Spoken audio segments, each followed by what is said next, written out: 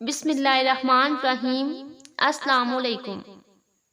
حضرت عائشہ صدیقہ رضی اللہ تعالیٰ عنہا سے روایت ہے کہ بنو زریق کے یہودیوں میں سے لبید بن عاصم نامی ایک یہودی نے پیغمبر کائنات سرکار دو عالم رحمت للعالمین صلی اللہ علیہ وآلہ وسلم پر جادو کر دیا، یہاں تک کہ رسول اللہ صلی اللہ علیہ وآلہ وسلم کو یہ خیال آتا کہ میں یہ کام کر رہا ہوں، حالانکہ رسول اللہ صلی اللہ علیہ وآلہ وسلم وہ کام نہیں کر رہے ہوتے تھے، حتیٰ کہ ایک دن یا ایک رات کو رسول اللہ صلی اللہ علیہ وآلہ وسلم نے دعا کی، پھر دوبارہ دعا کی اور پھر تیسری بار دعا کی۔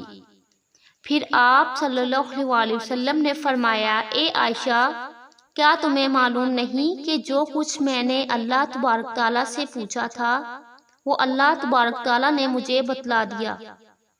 میرے پاس دو آدمی آئے، ان میں سے ایک میرے سرہانے بیٹھ گیا اور دوسرا آدمی میرے پیروں کی جانب بیٹھ گیا۔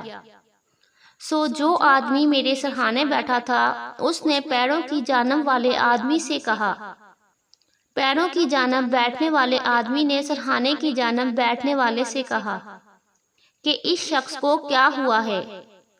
دوسرے آدمی نے کہا، ان پر جادو کیا گیا ہے۔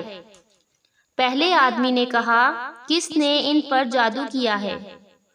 دوسرے آدمی نے کہا کہ بنو زریق کے یہودیوں میں سے لبید بن عاصم نامی یہودی نے۔ پہلے آدمی نے کہا، کس چیز میں جادو کیا ہے؟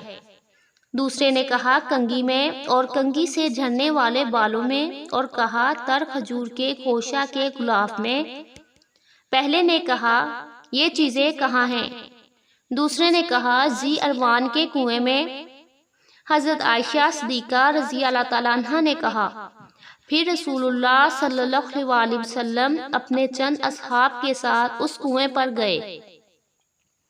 پھر آپ صلی اللہ علیہ وآلہ وسلم نے فرمایا، اے عائشہ، اللہ کی قسم، اس کنویں کا پانی مہندی کے پانی کی طرح کا تھا، اور وہاں کھجور کے درخت شیاطین کے سر کی طرح کے تھے۔